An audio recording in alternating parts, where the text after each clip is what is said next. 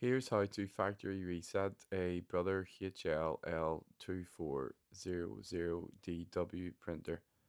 Maybe you want to sell the printer, or if you're having some issues with it, this is how to factory reset it.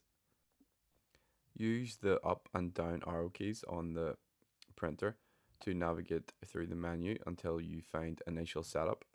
Then press OK. Press OK on reset.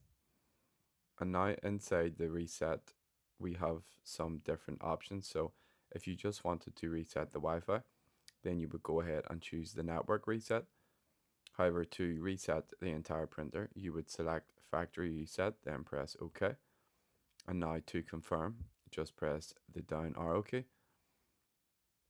And then you need to press it once again. It's going to load for a bit, and then the printer will turn itself off and on again.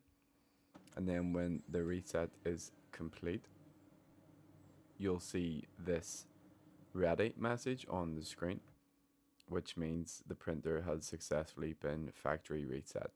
So if you found this video useful, please like and subscribe.